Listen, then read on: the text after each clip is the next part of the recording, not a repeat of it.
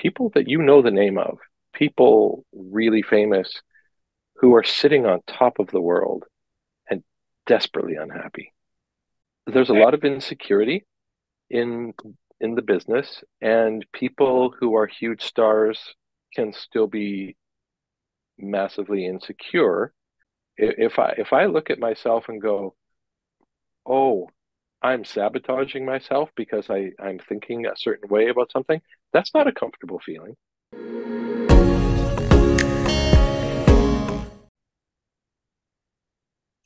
You guys, we're in for a treat today. We have Steve Smith with us here, and he is a 17-time platinum records producer, manager of labels. But what I'm really excited to have Steve here for is to hear the journey of your records, to hear the journey of how you got to where you are. Because a lot of times, Steve, I was saying it before we hit record, people look at social media and look at profiles, and that's all they see is the success. They don't get to see the person that became that. So, welcome. And I Thanks so would much. love to start off with tell us about you. Let people know who you are, how this journey got started. I wanted to be a musician so badly from the youngest time I could remember. And I would listen to records and I didn't want to be the singer. But I wanted to be a part of it. And I ended up being a musician and playing drums.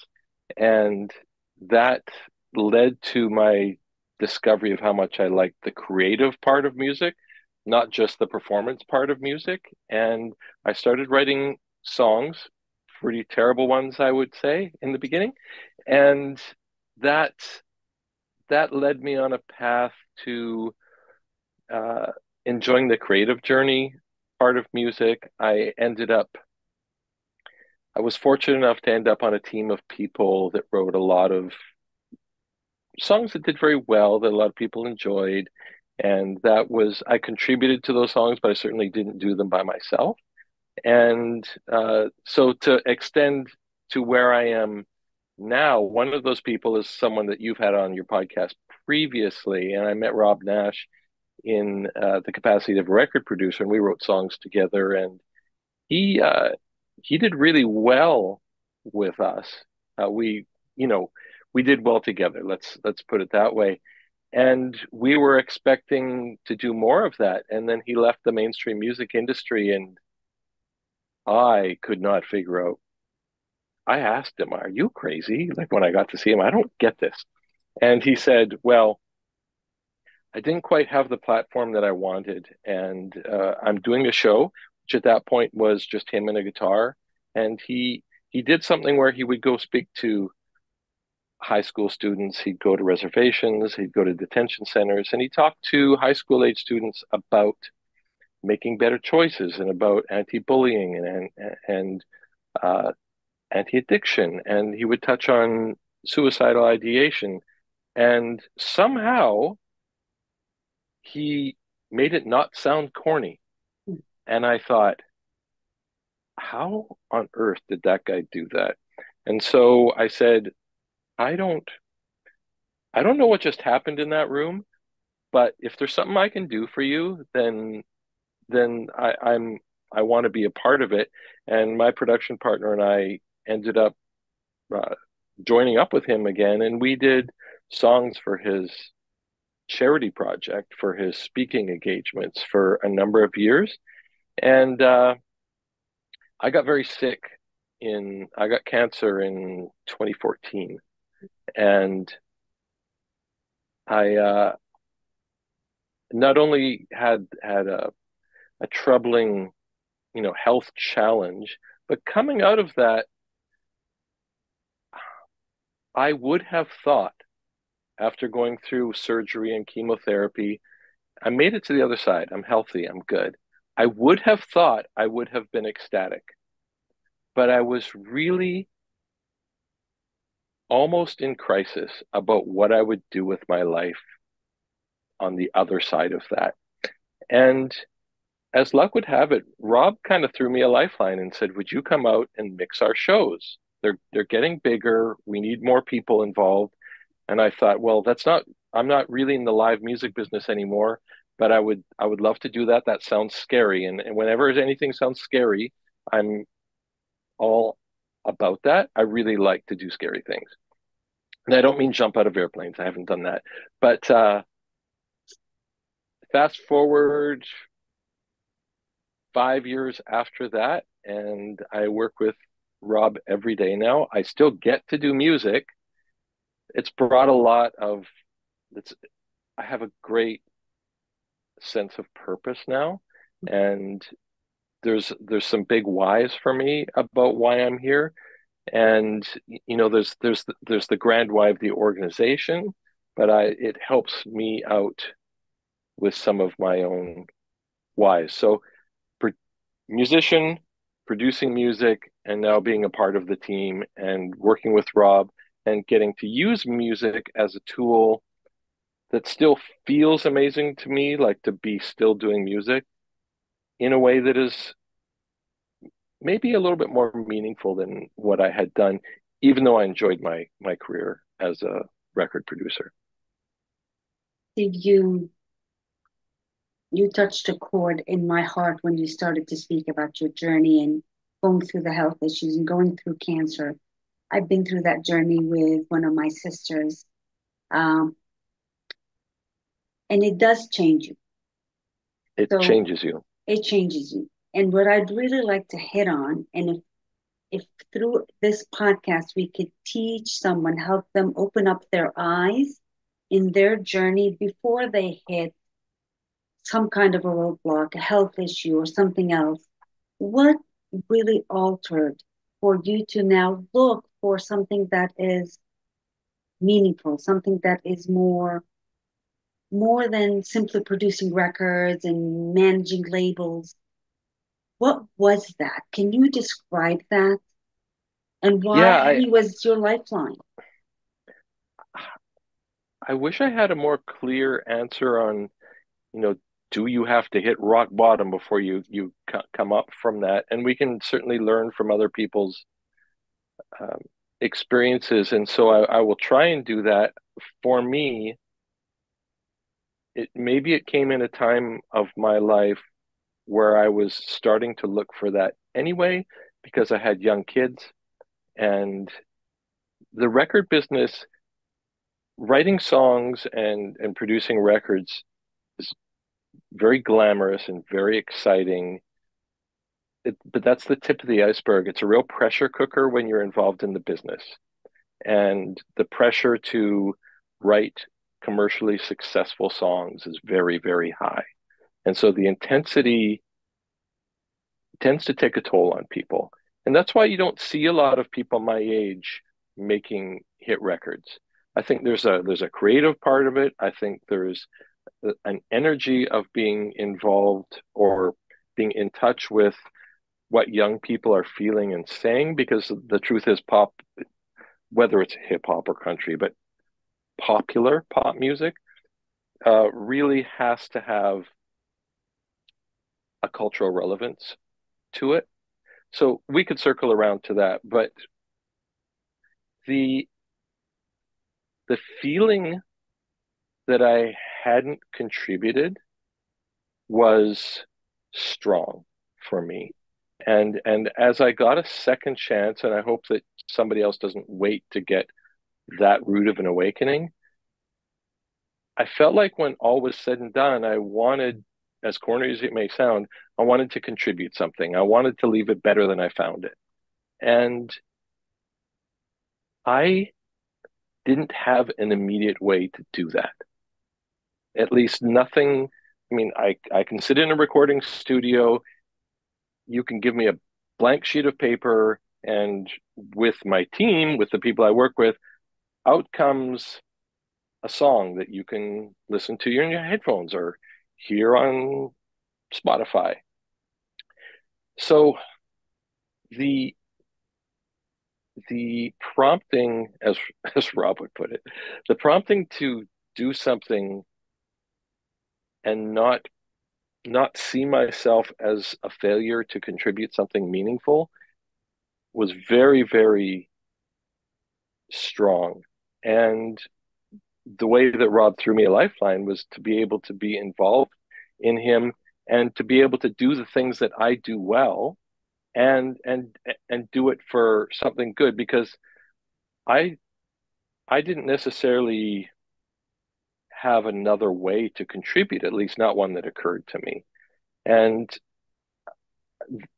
I've since discovered some things that I learned in the journey of being a record producer and building teams and running businesses and being entrepreneurial that have been advantageous in this setting. But that structure didn't exist for me when Rob made that phone call. When you started your journey in the music industry as a young gentleman beginning, what would you describe your way of being as a producer, as a songwriter? Because there's so many people that are looking to become famous, become this or that. How would you describe yourself then? And we're going to compare it to how would you describe yourself now? And I say I, those things because so many people look at those things and go, this is exactly what's going to make my life. And it's good to walk that path and learn from it. So, what were you like at the beginning? Music was magical to me in a way that I could see was more powerful for me than it was my brothers or my family. Something about it was tremendously engaging, actually magical. It was magic to me. I would sit down and listen to a record, and back then I had real records like that, and I would look at the pictures and I would just think, this is the most magical thing on earth. And I so wanted to be in the club that did that. And there was an element of it, of course, where I wanted I kind of wanted to be famous, but I really wanted to be in the club. I really wanted to be a part of it. And I couldn't understand how that magic was made. And so beyond just making music, I would start recording myself, and I had like a little tiny setup, and I would play drums. And then in high school I met a guitar player, and we would make records together, and we couldn't figure out why when we recorded something it sounded nothing like commercial records that we would listen to. And I just pursued that. I just wanted to know how they did that. And you find other people who are interested in that, and they they share with you as you're discovering things together how they do a certain thing, and you go, oh, that sounds like a record. And then somebody else shows you something, and you go, oh, that's how they do it, that sounds like a record. And you start putting the pieces together, and once you get good enough, you start to meet people who are a little farther along. And I can remember after lots and lots of creativity and discovering and work, we finally got to work with actual record producers in a band that I was in. And it was it was intensely satisfying to arrive at a place where what was coming out of the speakers sounded like a record. And I felt like, wow, I got here. I got here. I'm not doing it all, but I'm in the room, like Hamilton says, in the room where it happens. So that was the creative and the musical journey. And I really enjoyed the technical, like working with the gear and stuff in a way that a lot of the other creative people didn't. And I wasn't self-aware enough at that point to understand that that was a pathway for me. So I'm a huge promoter now when I talk to young people of being self-aware enough to go, oh, not only is that the part that I'm good at, because that's an essential ingredient, I think the part that people miss is that it doesn't need to be easy, but you need to be so interested in it that you're willing to do the very, very, very hard work to get good at it. And I was interested in it enough to be quite happy to work in a recording studio for 12 hours a day to, to learn about it because I was just so interested in it. It was never, I don't think any part of it was ever that easy. I've worked with a lot of people who are tremendously gifted. I don't think I wouldn't look at myself that way. I took something and worked very hard to figure out what it was good at. If I could step back and tell myself a younger self, like embrace that stuff earlier, which is a I, self-awareness thing. yes, I thank you for saying that. Don't take the easy route because it's not always the right route. Was that journey for you to like be fully in? Was that fulfilling something within you? Because a lot of times creatives aren't even aware that they're looking for something to fulfill within themselves. Was that your journey for jumping in 100%? I wanted, I think there's two elements to that. There's an element of not feeling enough, and I wanted to do something that felt special. And I looked at musicians and the music industry as I saw those people as heroes. For me, they were. Mm-hmm. And I wanted people to see me as special. And I wanted to accomplish something that felt like I could at least, I didn't think that I was a superhero, but I wanted to be in the room with the superheroes. And so that was a huge accomplishment and goal, was to be a part of that. And then I said there was two things, and in the process of telling you the first one, I've sort of forgotten the other the other It'll one. come back. If it's necessary, it'll come back. You know, Steve, you touch on something that is so vital where we look at someone else and we make them into superheroes and we make them into legends. You've had the actual opportunity to be in the room, to work with individuals. Did you remain with that thought that this human being is a superhero, is something more than someone else? Did that thought stay with you? There there are certainly people that I have worked with that are unbelievably special. They have such an innate musicality, and the stuff that they sing or that comes out of them is so enjoyable to listen to. I, this is the thing I try and do, not use the grand you all the time. You know. I was so, there would be times when I would be in a recording studio and somebody was performing or writing and they would do something so amazing and beautiful. I would say to myself, I am so fortunate to be here. And then the other part of it, I remember what my first point was. I've always been a sort of anxious person. I don't think I exude that appearance much, but my appearance is concealing that Santa Claus's workshop is burning down inside. And so music, I didn't realize when I was 15 and 16 years old, was kind of like meditation, Mm. because when I was performing music, I was so focused and in flow and engaged with doing that. It's just like meditation.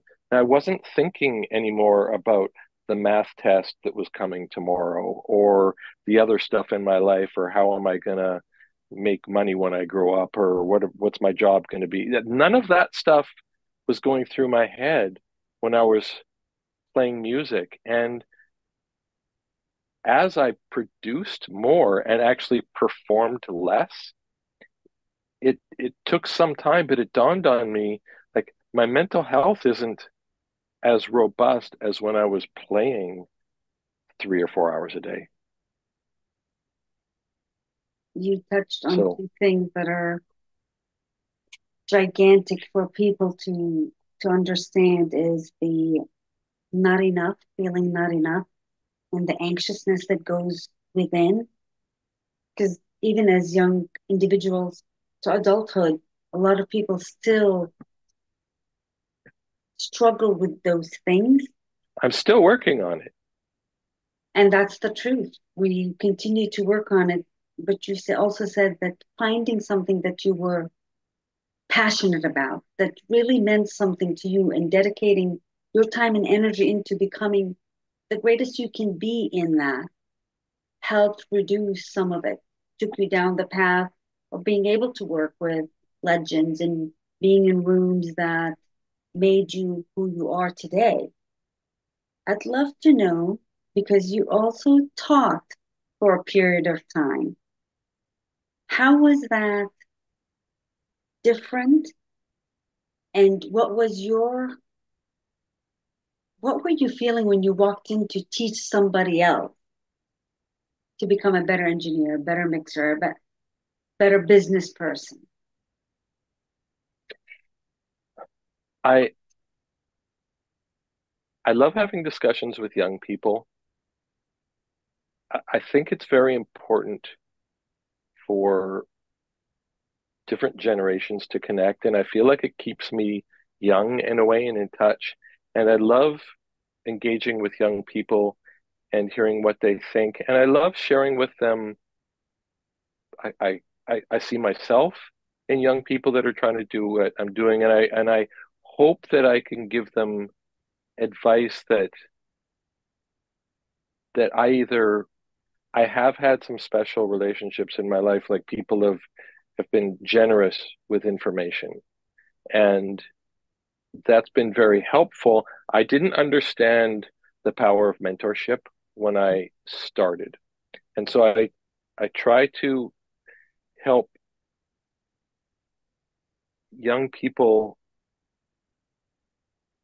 be self-aware enough to go in directions that benefit them, because especially with performers, many of them were like I taught it production and engineering at a college level uh, place. So most of the students were 18, 20, 21 years old. And a lot of them were trying to find a career like what I had, but a lot of them were also trying to find a way to learn to be stars. Mm. And it doesn't really work that way. So so when I talk about self-awareness, trying to gather how I tell people that if that's what your goal is, you have to be honest with yourself that that's what it is, because they're uncomfortable with saying, I want to be a star, because it's a big statement and you're putting yourself out into the world. And as soon as you announce that, you're subjecting yourself to criticism or comment, and there's going to be a lot of, well, you can't do that. And so be self-aware enough to say, if that's what I want, I'm going to say that, and then pursue that, because learning to engineer isn't a gateway to being Taylor Swift. That's not where that goes. At the same time, there's a lot of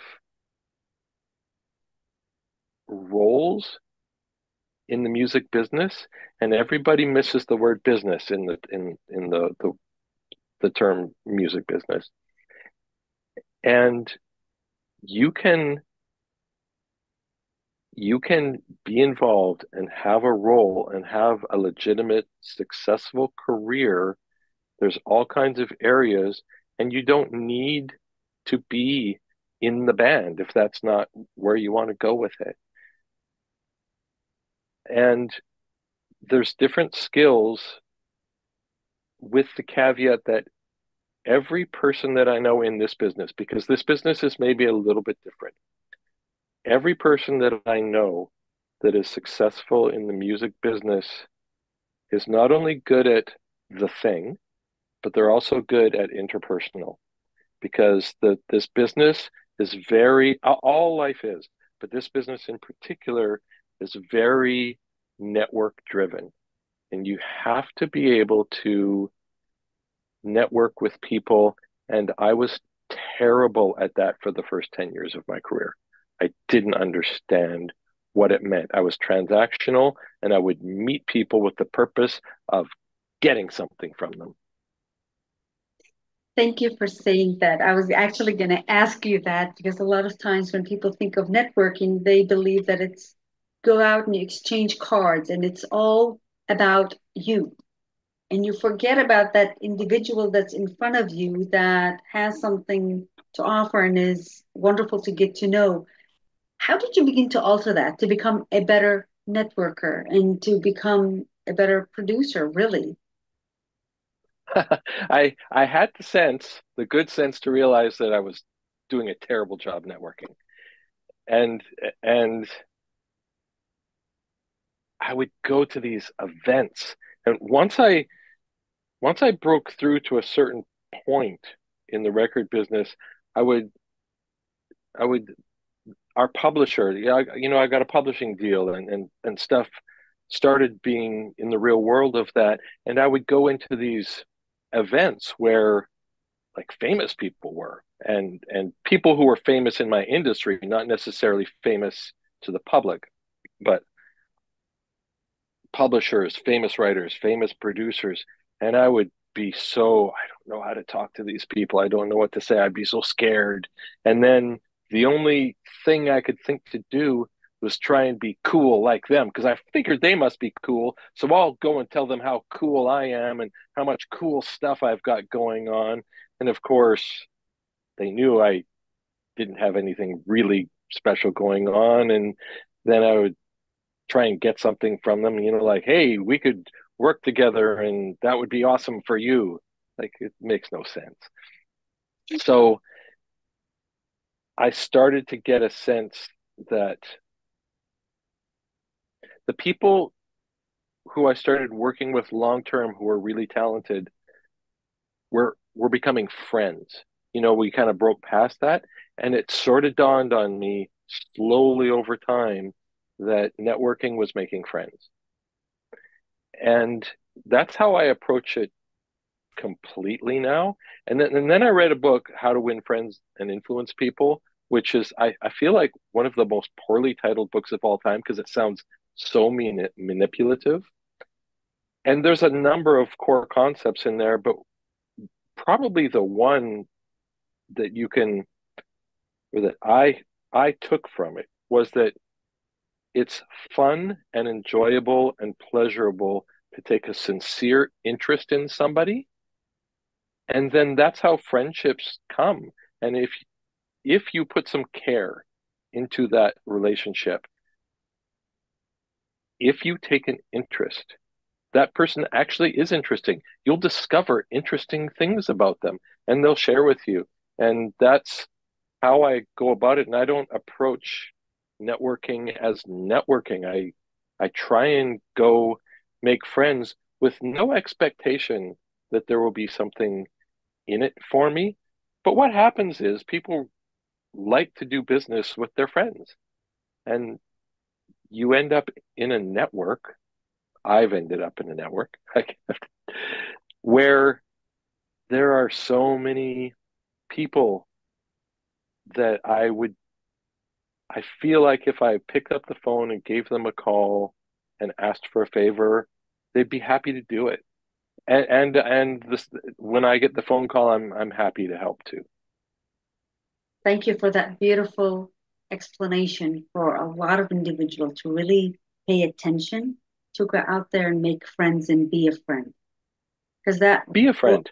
yeah, that alters so much when you actually show up because you care about the person that's across from you. It's not just, okay, what can I get out of you? That's huge. Yeah, someone once said to me, a part of it, if when you're looking for like a mate, was everybody says, well, you got to find the right person. Oh, well, maybe you got to be the right person. That's right. That's right. Steve, from the outside, the music industry, as well as the entertainment industry, I know several people that are in the acting industry and a few in the music industry. From the outside, it is a very glamorous industry. But in reality, it can be very tough on individuals. And no one becomes the greatest without a collaboration, without people contributing and caring. How would you describe it yourself? Like, take away how I see it. How would you describe it now that you're 25 years into it and seeing success and seeing all kinds of individuals? How would you describe it? There's a lot of insecurity in in the business, and people who are huge stars can still be massively insecure. And that is a really tough place to be. And that's why, and Rob touches on this, I'll refer to Rob every now and then because we we talk about this stuff, and he has shown me a lot of truths, let's put it that way. And it's one of the reasons why he left the music industry is he would be opening for a band and people that the name of, people really famous who are sitting on top of the world and desperately unhappy. So there's that there's that aspect, and it makes the interesting thing to me is that you meet these people, especially famous actors and singers, and they have these larger than life personalities, and you kind of know what this rock star personality. These people walk into the room, they're entertaining, they're on 11. And a lot of that is driven by the need to be affirmed and to be enough and to be special. And it's a really tough way to live. And this is why we see there's a number of factors. But this is one of the contributing factors as to why we see people who tend to be kind of bipolar. It's because they have to go out when they're in public, and in public can mean with three other people at a restaurant. They're performing, they're funny, they're on, and it takes so much energy to be the rock star. And then this person goes home and maybe nobody's there. And it's it can be sad and exhausting. That said, and I'm not saying everybody's like that. That said, there are wonderful, amazing people in this business who get past that and they're successful, meaning financially, and they share their knowledge and they're generous with what they know and they want to contribute. And I'm in a space now where I've got people who I'm calling or they're coming to me and they see what I'm doing with Rob in going out and serving young people and they want to contribute. They don't know how. And because it's easy to say, oh, well, you're rich, write a check.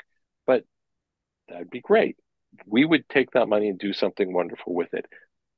It may, in that instance, not serve that feeling that I get, which is fulfilling to actually go out and contribute myself and be where the action is happening. And for a long time, I got to feel like that with Rob when we were working on the songs. And but we would be here in a room just like this one, working on songs, and Rob would be out playing at a school, and he'd call us with a story, and we'd all sit in here, like me and my partners, grown men, crying at this story that Rob would tell us. And so we felt, even though we weren't in the room, we felt like we were connected somehow. And that was more meaningful than sending money somewhere. At least it felt that way for me. So I know that was a very long way of telling you what the music business is like, but that I want to share that there are many wonderful, gifted, caring people in the music business who are just really looking for a way to contribute. And they're at a point in their lives where maybe they've got enough money and enough other stuff in terms of satisfaction in their career that they would like to contribute in some other way. And it's hard for those people to give up how busy they are. Because when you're in the music business, no matter how successful you are, you're probably out of work in a month or two, unless you're getting the next thing. So everybody is, and lifestyles start to use up the resources that that you might be making 10 times more money than you were when you were 18 years old. But now you have, I have kids in college. Mhm, It's mhm. it's I can't go to Los Angeles and sleep on my friend's floor anymore. I'm just not it's not in the cards at this point. You said something that is such an eye opener for people that are well off and could write checks easily, especially as you're working with Rob Nash and it's a charity project. I interview a lot of charity on purpose. So you brought to the attention that when we ask for funding, yes, that person is able to write that check, but just like networking, what's in it for them? How does that bring Yeah, them satisfaction? That's an eye opener, honestly, Steve, for me to be able to even to pass that message to others that do fundraising to be able to contribute something back to the individual, even ask them. And your process of this beautiful industry and the growth, you've got kids of your own, you have family of your own that you have to take care of. Guess where I'm going with this is how would you define success now? And if you could be on a stage in front of all kinds of young individuals that are making their way through life, how would you define success for them and for yourself?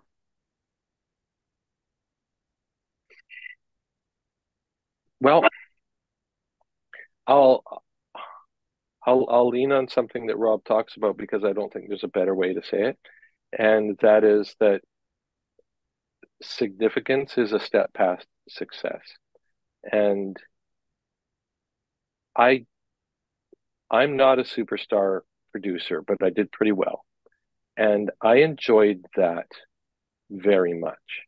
There's something really amazing feeling about hearing a song that I worked on the radio, and to see a car go by and the person in the car is singing words that I contributed to. That feels amazing. It doesn't it doesn't quite feel as successful as significance. I think we're designed to contribute to our societies.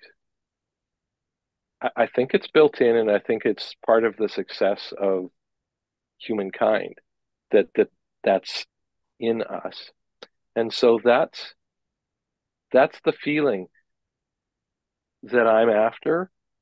That serves me. That's my selfish piece, is I want to feel that way. You don't need, I tell young people that they don't need to wait until they're in the, they don't need to be 40 or 50 years old to have all the stuff in life all sorted out, which you never do, before they contribute in a way. You know, I try and get my kids to contribute to things that are going on, to volunteer. And once people feel that sensation of contributing, they tend to want more of it. And so, you know, there's other parts of life that are important. I'm not saying that you can be a volunteer. You have to go out and you have to make a living, and there's realities that food and housing and all these things that we need and clothing, they all cost money, and this is how life works if you live in the society that we do. And so those are all realities and important things, and you can get massive satisfaction working hard for all of those things. My question would be, well, what could you do with your coworkers or your colleagues or at your local YMCA, or if you go to church, what could you do there to contribute? And that doesn't even need to be like an 8 hour a day endeavor. That can just be sometimes whatever suits you. But I think that, the feeling of not enough starts to go away if you contribute. Drop the mic on that one. um, let's go to the Rob Nash project, because that is a big part of what your work is and what your life is currently. Mm-hmm. You guys have written curriculum. You have a documentary that's coming out soon. You have lots of different projects. What is the significance for you and for the people that you touch in creating these pieces? What would you love to see happen based on that curriculum, based on that documentary? What would you love to see? Big picture, I love to see young people stop taking their own lives. That's what I would like to see. And so that's the showstopper piece. I would like them to learn to take care of their mental health like we take care of our physical health. If you're injured, you will not hesitate to put a band-aid on yourself or to wrap yourself in a bandage or to go to emergency and get help. There's no stigma, there's no hesitation. I'm injured, I need assistance. We don't do that with mental health. And it doesn't need a person doesn't need to be in such crisis that they're considering taking their own life before they get help. You don't wait until you're so mortally injured that you could die before you go get help. And we don't treat mental health that way. And I I didn't take care of my mental health at all. And I've I've embraced that now, and I know how much better my life is it's something that we're able to talk about in my family with our kids. And I didn't grow up in a household like that. And I'm not blaming my parents. They're a product of the culture that they grew up in, but that wasn't something that we talked about. And my dad would not be upset for me to tell you that he has had severe mental health issues. And I can remember that going all the way back to when I was 12 years old. There was an episode at work and he had to take time off. But we still didn't talk about it in a way of, excuse me, of self-care or caring for each other's mental health. We just didn't address it in that way. And that was a product of the time also.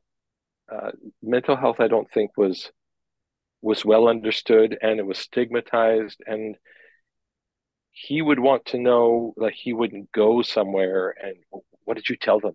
What did you tell them that about me? And he was concerned that we would share that he was having mental health issues.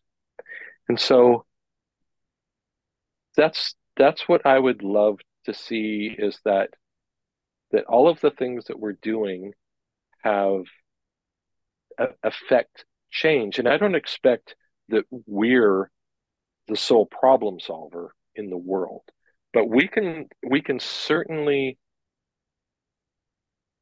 be a fire starter. We can certainly be a spark that ignites other people. And I'll share with you that a very pivotal moment or attitude for me was one of the magical things, I think, about Rob. And you've met him, and he's 6'5" or 6'6". He's got a beard and a mohawk and wears a leather jacket. And he gets up in front of kids, this big, scary looking guy. He's not really that scary. And and He's going to hear this, you know. I know. And he's vulnerable about the things that he went through. And I thought, I don't know that I consciously thought it, but then I started to be vulnerable with the way that I would speak. And then I realized it, and I thought that had the opposite effect. Like, what I feel in myself when I do that, we feel like we shouldn't do that because we're protecting ourselves. And what I found was that it was tremendously empowering. I'm strong enough to tell you that I've had anxiety issues. Oh, wow. I just revealed something, and it felt empowering to share that with you, in the hopes that maybe you would feel like it was okay then to talk about that for yourself. And that was a revelation in thought process for me. What do you love the most in doing the documentary, creating the curriculum? What's the significance and the feeling within you as these things are being created?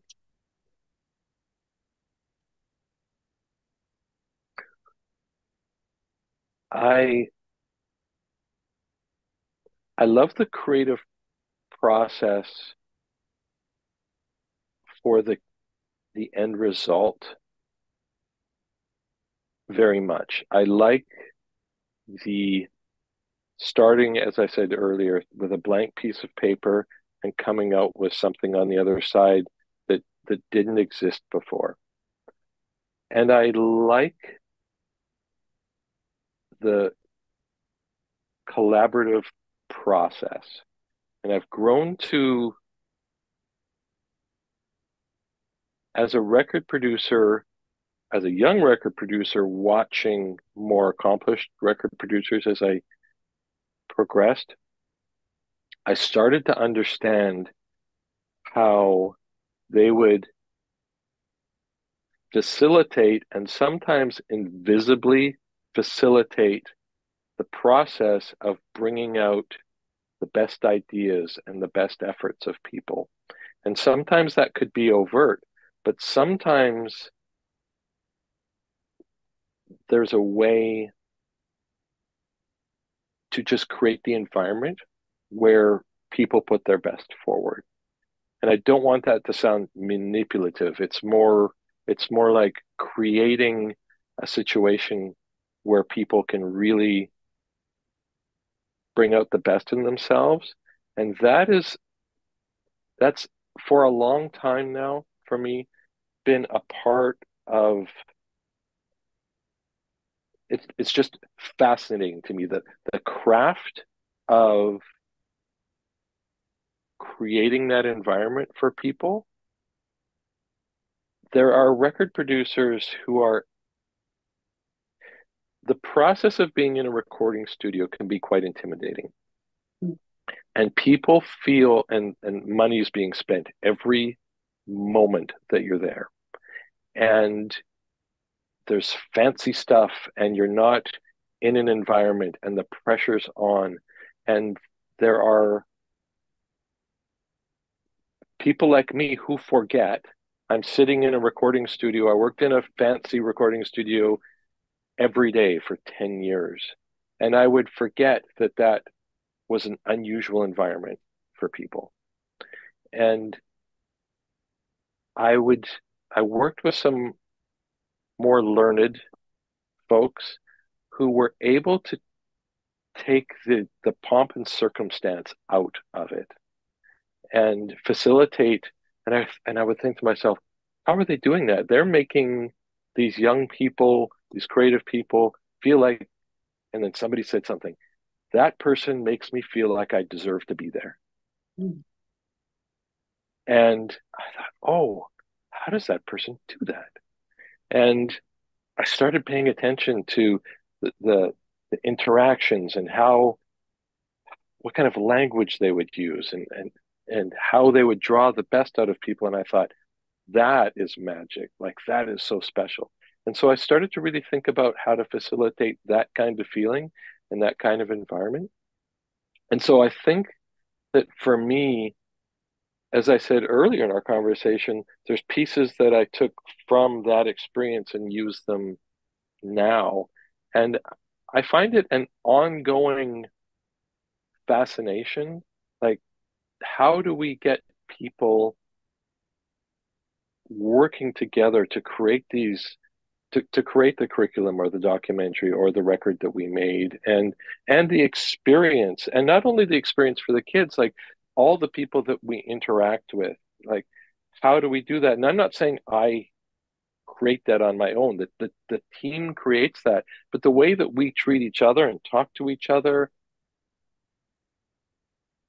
we can actually ripple out those those good feelings and uh, inspire people to take action, whether that means going going to get some kind of assistance or help themselves, or facilitating some kind of environment in their own life where someone who needs help could come to them and ask for help or ask them to help take them to help or just talk, because sometimes people don't need a clinical intervention.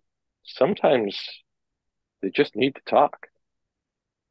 So the the overall team thing, which sometimes a team can be three people or two people, and sometimes it can be a lot. I find that that process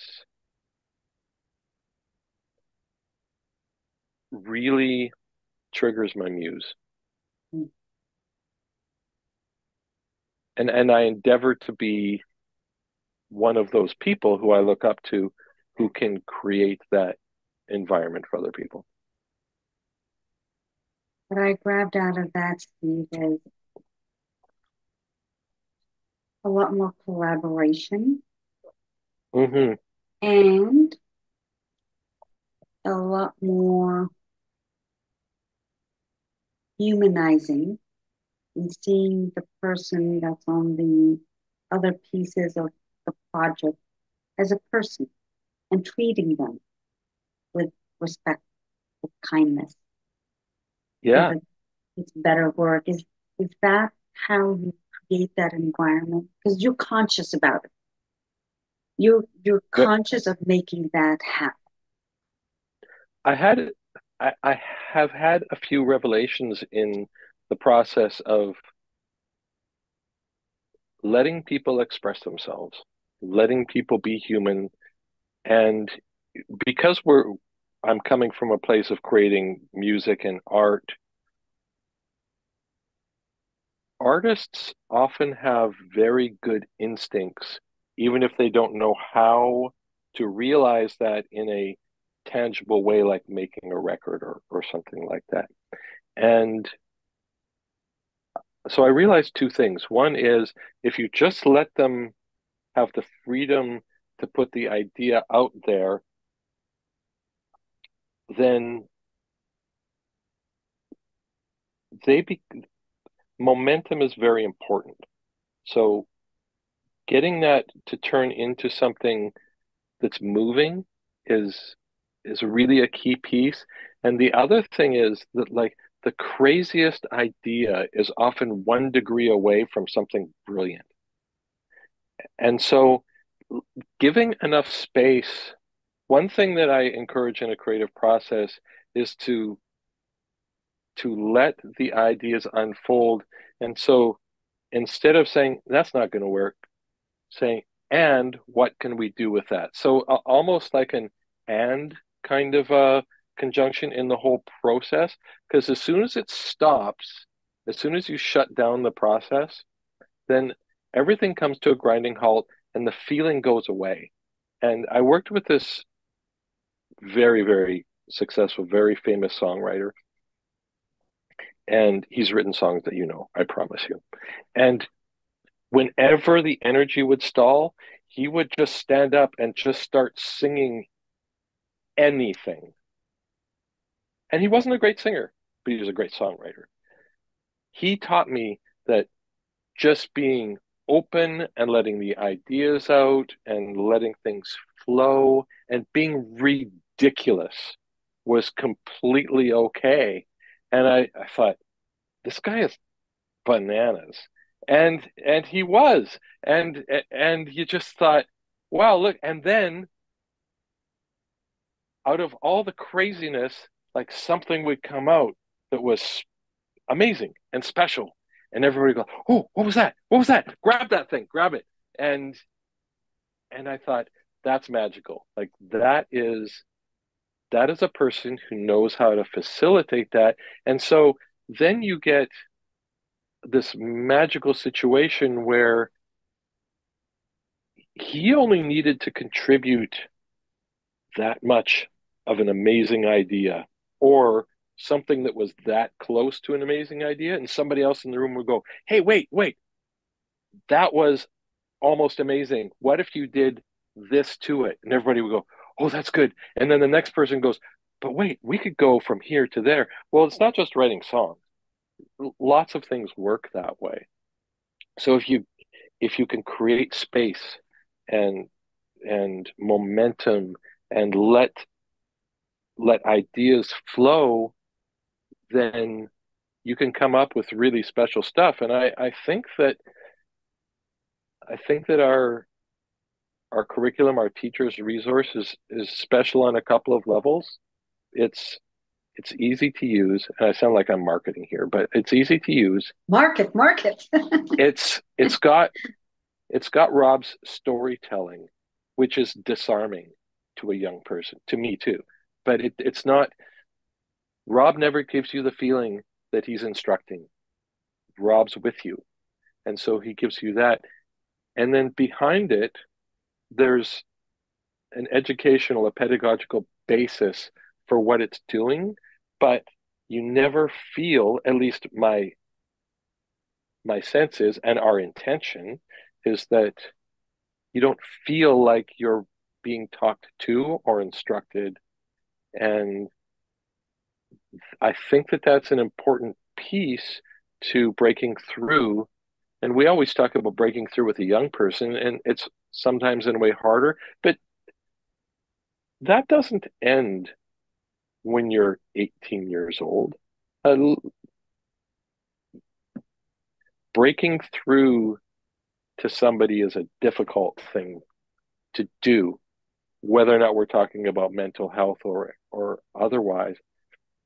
people have belief systems about certain things, and they're hard to crack through. I have my own. I continue to crack through. I've just been recently contemplating about a certain set of beliefs that I have that I realize are not really serving me that well, and I'm wondering where did I get that from? Oh, I know where I got that from in in the history of my life, and then I think, huh, that's that's been not helping me for my entire life. and and that that journey is hard to start. So that's what I hope for for the material that we're making. And we talk about breakthrough moments all the time. Getting someone to open up and start to challenge their own belief systems, or their are they enough, or should they get help, or should they not? Just looking at themselves and starting to ask these questions. Excuse me. These are are tough questions to face sometimes, because if you have to look at yourself and say, maybe my mental health or maybe my belief systems need to look at here, and that's never going to be comfortable. At least it's not for me. If I look at myself and go, oh, I'm sabotaging myself because I'm thinking a certain way about something, that's not a comfortable feeling. It's interesting, Steve, because I teach a curriculum. In the beginning of it, when the students come in, they're usually 18 to about 28, some that are older, but in general, I tend to stick with that age group. And you'll see them set in their ways Yes. about the way that they speak. And I don't say anything, I simply let them be as they need to be. And as the course goes through and the program advances and they start to do different exercises and different empowerment routines, you'll see the shift in them. But it wasn't because of me. I gave them the opportunity to open up and begin to look at themselves. And it's not always the easiest process for anybody to begin to look at themselves, just like you're saying. But that's really where mental health begins to take wonderful stages of taking control. So I'm so grateful you guys are doing that in a way at the schools before they even hit their 18-year-old and begin going out there and figuring it out. I would love to know, how do you take care of your mental health now? Now that you're so aware, are there routines? Are there things that you do or that you invest in that are making a difference for you? Because I'm sure there's lots of executives out there that have stressful jobs, that have different things that they're doing that aren't even aware that, hey, it's impacting my mental health and it's impacting my marriages and it's impacting all kinds of things in life. It's an ongoing endeavor daily, and I'm much more in touch with my mental health in a way that,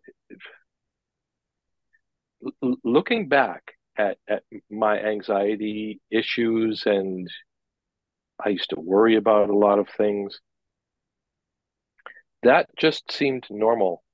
And I wasn't even aware that that we could look at that as a mental health issue. So,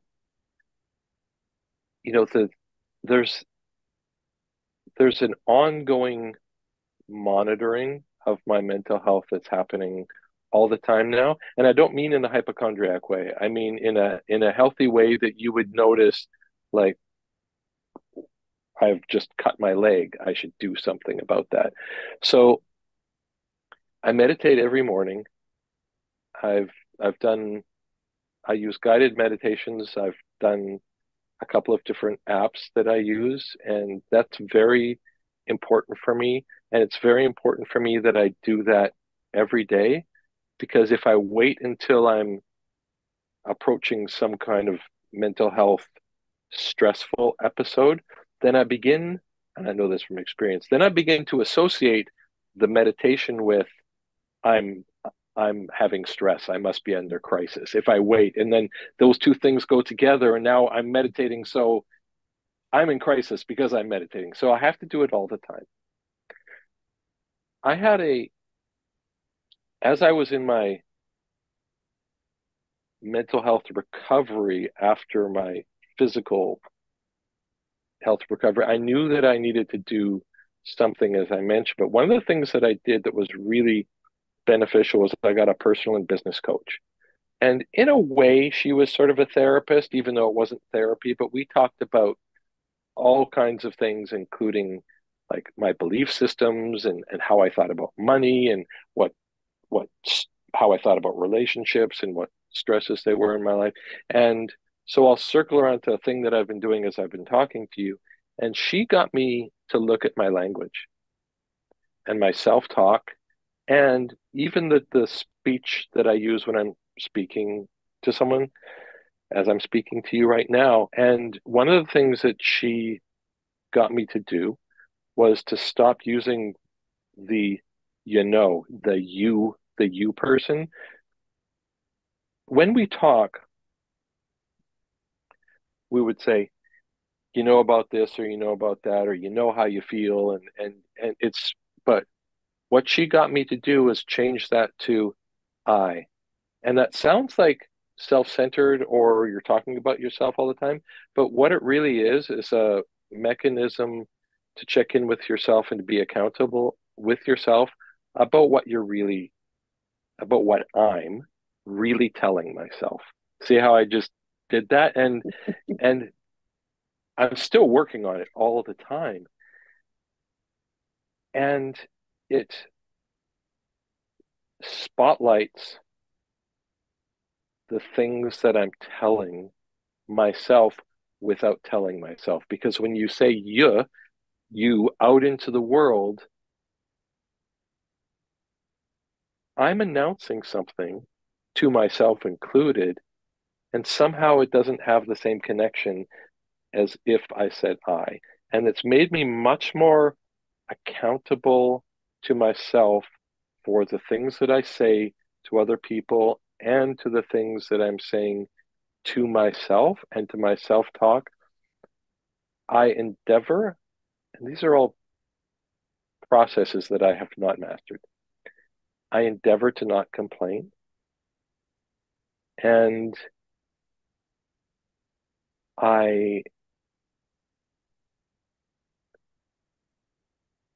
I endeavor to use language or look at myself in instead of framing it as I'm upset or I'm angry, which is the way that we speak, and I'm not saying that that's incorrect, but to recognize that I'm having the emotion of fear. And why am I having that emotion of fear right now? What is making me feel like that? And then being able to almost, I think of it as like being able to step back from myself and go, oh, you're doing that thing. You're it's swirling around, and that's not me. That's me having an emotion or a thought, and then being able to process that as with some thinking and cognition that I'm going through an experience, but that's not necessarily me. I'm not inside of it. And it disarms the emotion to a certain degree. I used to believe, and I shared this with someone recently, that I used to worry a lot, and I would think like, oh, there's the worry. The worry is my friend. The worry protects me. It's okay that I'm worried because that's going to be the thing that makes me do the thing that I'm supposed to do to stop whatever bad thing is going to happen. That's what's going to stop it. And then I realized that I could just go ahead and do the thing that would stop the thing from happening instead of like just jump up and take action now instead of thinking about it for the next week. I'm not saying I've got that down, but that's what I'm endeavoring to do. I love that you're using the word that you're endeavoring, that you are working on because it is a process for all of us to Hmm. recognize, to implement, and begin to alter, because that's what's going to change mental health. That's what's going to change how we treat each other, to allow that space for that person to recognize and begin to alter themselves at any stage. I'd love, Wait, before we go on to the next thing, I have to turn the tables because I'm genuinely fascinated. go ahead. You, you were just talking about your class and how you can see a mind shift in them and that you're not doing it, but something you're doing is facilitating that discussion or that environment. I'm genuinely fascinated to know what is that? What do you think you're doing that creates that space for them to self-discover their thought processes? I allow them the space to step into different environments and be somebody and look at another individual from a perspective that they hadn't looked at before.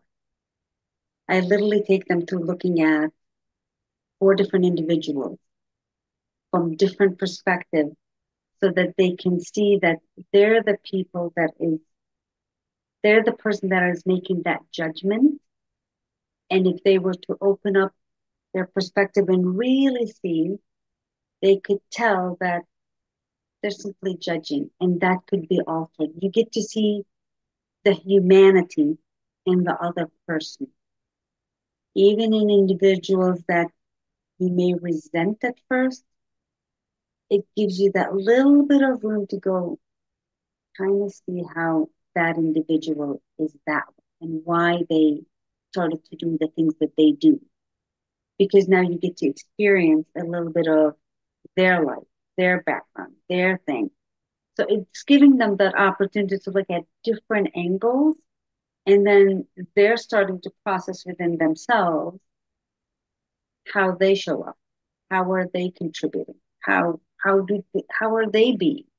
So that's the process, and it's a little more in depth, obviously, and they get to do what I call empowerment routines because they get to go through a weekly process of looking at different things, and then all of a sudden they go, hmm, and you see their language begin to shift. And I've had some students that came back like 2 years later and said, I got it. Oh, I got what you were telling me. They didn't get it right there and then, which is not a problem at all.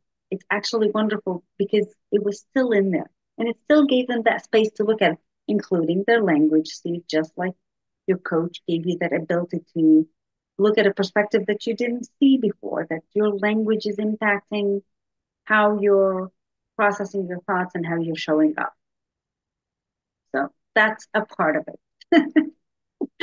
Oh, And it's fascinating. It's fascinating that you're doing that, and I love it. It shows that there are the the discovery process can be long, and sometimes we can set things in motion that will. I have had so many experiences where something that somebody said put me on a path of thought, and I will wake up 5 years later and go, oh, oh, I get it now. Like, actually, like I thought I got it, but something else happened later or whatever it might be.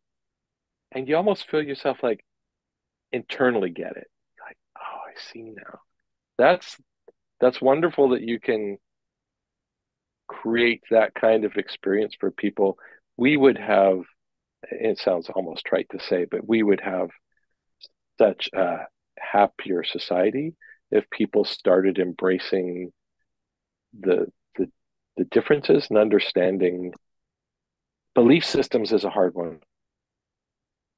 Definitely.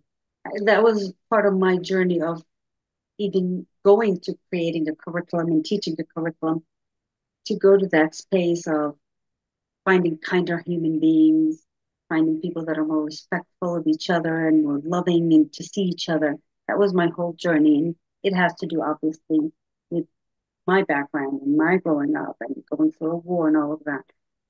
And transitioning to make that something of significance, something like you guys are using. How do we make an impact? I use the word impact. How do I impact somebody Yeah, more positively? Because I don't live in this world alone. None of us do. I'd like it to be a pretty wonderful place for me to move along with my life, along with everyone else. I'm not looking to be all glamorous and happy and everybody else is miserable. That's a miserable life. yeah, doesn't work that way. And I want to clarify when I say belief systems, I don't mean religion. No. It could be, Yes. but it's not necessarily that. Just in case that didn't feel clear.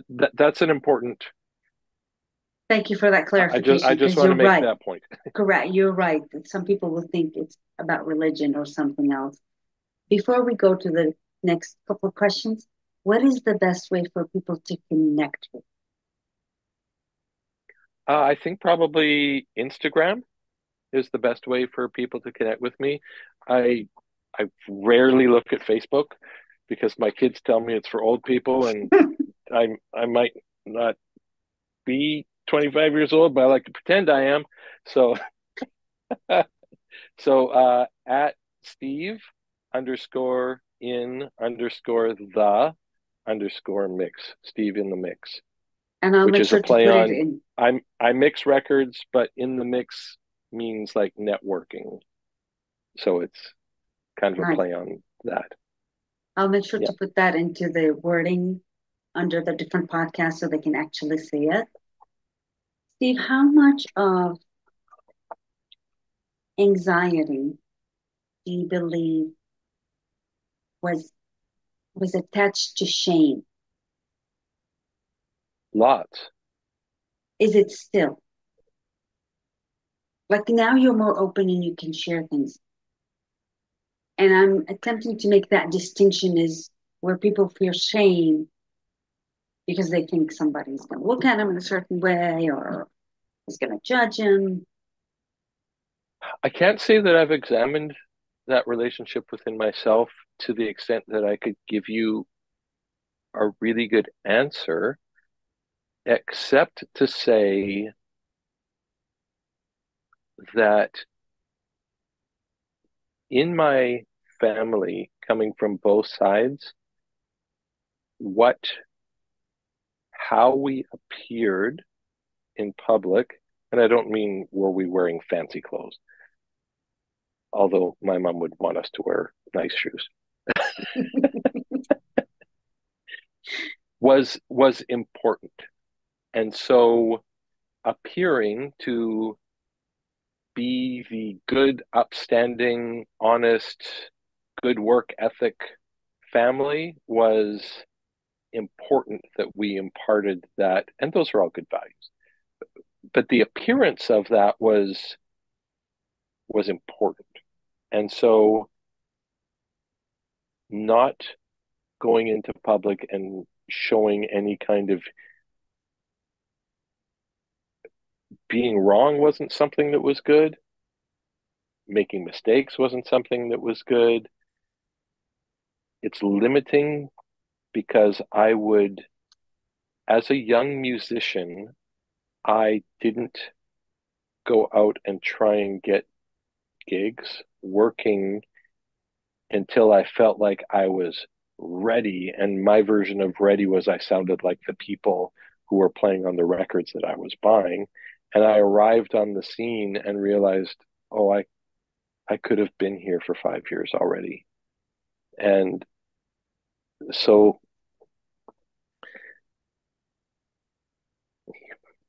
shame shame is a part of that for sure. I don't know that I can articulate that as nicely as I would like to. That's fair. That's fair.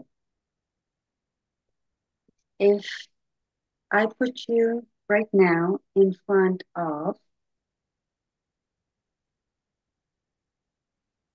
your family, and you could Hmm. speak as freely as you can, not worried about anyone's interpretation of what you're saying, what would you say to your sons and what would you say to your parents?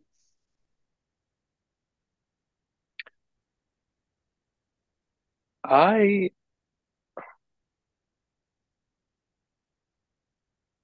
My family life within my my wife and my children is very different than my family life growing up. My parents were very caring and were the picture of amazing parents, and I credit them fully. It was not a tremendously affectionate upbringing, and I have two daughters that are very affectionate because my wife is. And I suspect that rather I know that that piece was something that attracted me to her in the beginning very much. She was very unlike what my family life was like, and her family was much more like that. And I thought these people are amazing how they hug each other and laugh, and just very enjoyable. And so my my daughters have brought that to my parents, and I don't think that they would argue that that's the truth. That my family comes from a you know more British Irish kind of even Icelandic a little bit way, which is stiff upper lip and suck it up, and emotional discussions weren't something that we had. My wife is from Singapore and she's Malaysian, so not by nationality, but she's her culture is much more affectionate, and you cannot step foot in our house without her feeding you. That's not happening. And so the whole we would go to visit in Singapore, and in Singapore it's very urbanized now, but when my wife was little she lived in like a village, and now everybody lives in apartments, but in the apartments the downstairs is open. The buildings all look like they're on stilts, and there's a marketplace downstairs and a place where you can eat. And we would go down in the morning when my kids were little, and it was like a village. So the the friends of my wife's parents, who had since passed on even, but they were like, "Oh, that's Khadijah's granddaughters." And so it was like a swarm of grandparents, and they would take the kids and they'd be like they one kid would be sitting on that grandparent's knee and they'd be playing with them and stuff, and we'd be sitting there having our breakfast, and there's like all these grandparents around and they're taking care of these little kids who are 3 and 4 years old. And I thought, this is village life. This is amazing. I loved it so much. So that's the piece, the human experience that my wife and her culture have brought to me, that I must have known was something that I felt was missing. And I full credit to her. My kids are so caring and affectionate, and that's all her. And I really am deeply appreciative that that element is in my life now. That's beautiful. Uh, I grew up Middle Eastern, Lebanon, Yeah. so all those things you're speaking of are what feels like norm to me, hugging, having family around, sharing, and that's part of the little bit of a missing element out in the West to Yes, have more of that and addressing it in a way is like for people to understand that there is something in that that money can't buy. Nothing else can buy that piece, but we can create it. And I think we honestly, can. You're that's right. why I do these podcasts. That's why I do these things for people to hear and understand that we can create a beautiful life for all of us. I'm You're going to, so you're you're so right. No, go ahead. I'm interrupting you. I know we're coming up on time, so I'm going to ask you my last question. If I gave you a magic wand, actually, I'm going to ask you two questions, but I'll do this one first. Do I get two magic wands? Well, we'll give you one for now. Let's see how you do with it, Steve. If I did give you a magic wand and you could create anything in this world across the world, what would you create? What would you give the world?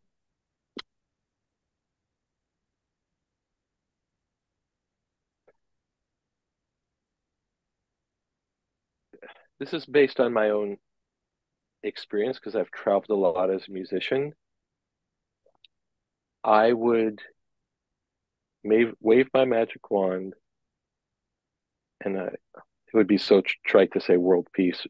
But what I would really like is for people to embrace the experience of different cultures. It's enriched my life so much, and I traveled, I've been so many places, and there's vast cultural differences, and I enjoyed every one of them. And embracing that was so enriching to my life. And I see what's going on, especially, in North America right now, in our societies. And this is also happening in Europe to a degree. And I'm not aware of everything everywhere. So much of the, the tension that we have right now is just an inability or a resistance to embracing what is so special and amazing about people who don't look exactly like how we look. I've enjoyed that immensely, and I have to tell you, I have been in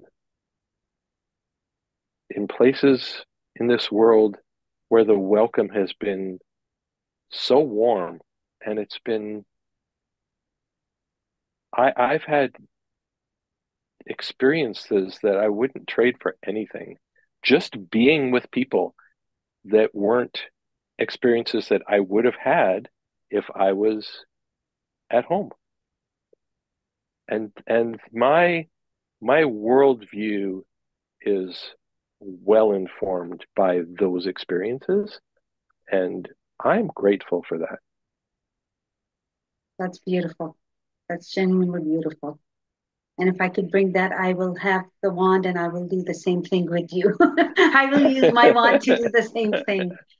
Steve, before we get off this podcast, is there anything that you'd like to say that I may not have asked you? Because I could talk to you for hours, but I'm honoring your time. The time has gone so quickly, actually. I must love to listen to myself talk or something. Wonderful. Anything you'd like to say that I didn't ask you? Not that this is going to be it. You can always come back for another podcast, but is there anything that's on your heart, on your mind that you go, you didn't ask me this. I'd like to say this for you. It sounds like I'm doing like the talk show thing, but as I sit here, it occurs to me that if we had more discussions like this, we you said something very, very interesting, was that we can create that. And maybe you and I don't have magic wands, and maybe we can't wave that and fix that. But on our own little corner of the world, we can influence that. And why wouldn't we why wouldn't we do that? That's a great endeavor. That's a great thing to do. And, just thinking about contributing how we started out, thank you for doing that. Like that, and giving me the opportunity to try and contribute to the same thing. If we're all doing a little bit more of that, maybe we don't change the world, but maybe we change it a little. We're changing the world. Trust me. Yeah. Steve, thank you so much. I really do appreciate you and so grateful for your time and energy because you could have been anywhere, but you decided to actually invest it with us and with our audience. Thank you for that. And for our incredible viewers and listeners, please remember our attitude really does determine our altitude in life. So if you begin to alter the way that you are being, you will begin to see life alter. Thank you so much, and we'll see you in the next episode. Thanks, Rima. Thank you.